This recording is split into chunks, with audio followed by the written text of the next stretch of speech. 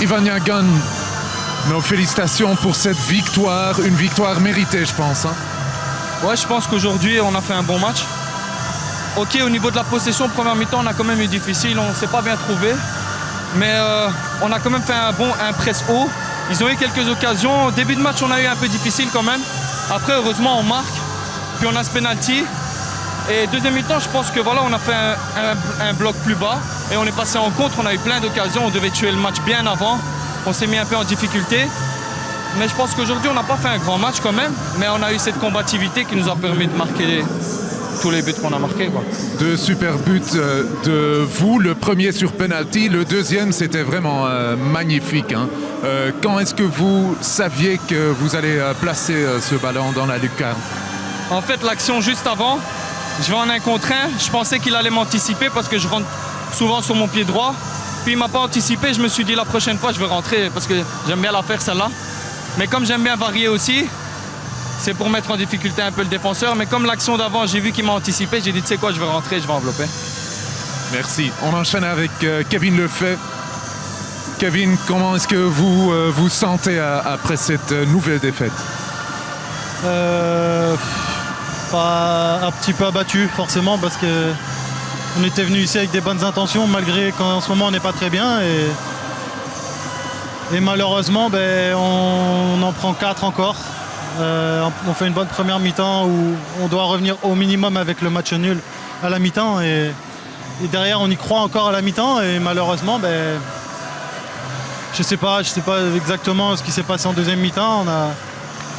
On essaye de donner ce qu'on peut sur le terrain. Après, je sais pas, on va voir ça à froid et voir les explications. Mais voilà, pour l'instant, c'est comme ça. C'est encore une défaite et il va falloir continuer à travailler. Merci.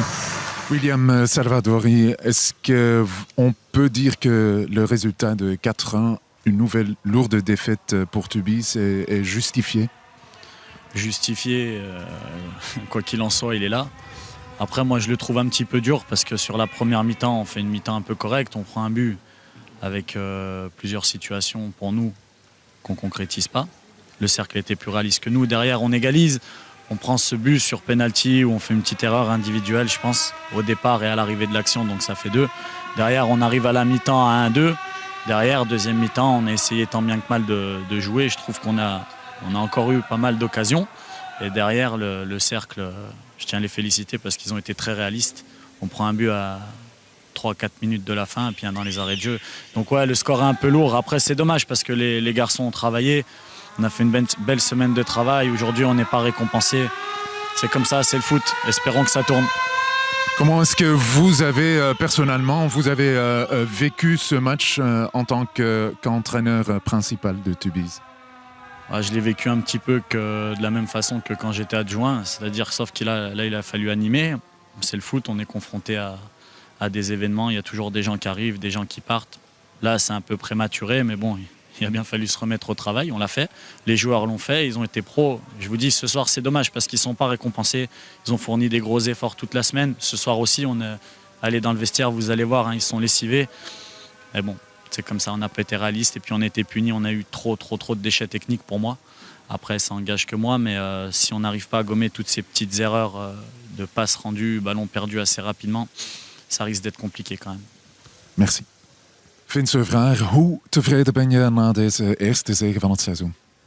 Ja, heel tevreden. Hè. Ik denk dat het een heel belangrijke 3-punter was voor ons.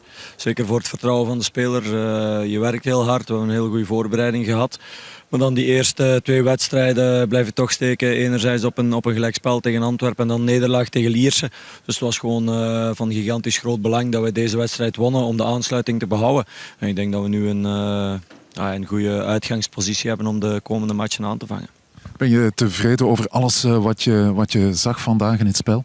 Nee, helemaal niet. Ik denk dat we een heel aantal zaken hebben gezien die veel te rommelig waren. Zowel in balverlies als in balbezit de eerste helft. Ik vond ons ontzettend goed starten aan de wedstrijd. We hebben direct 2, 3, zelfs 4 open kansen, denk ik.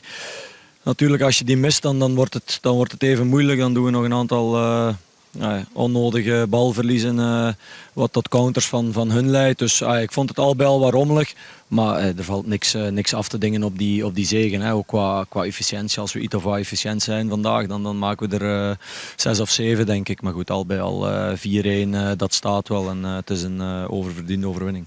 Ja, 2 doelpuntenmakers bij Cercle. Ivan Yagan met 2 goals en Kies met 2 goals. Dat had je blijkbaar zelf ook voorspeld voor de wedstrijd.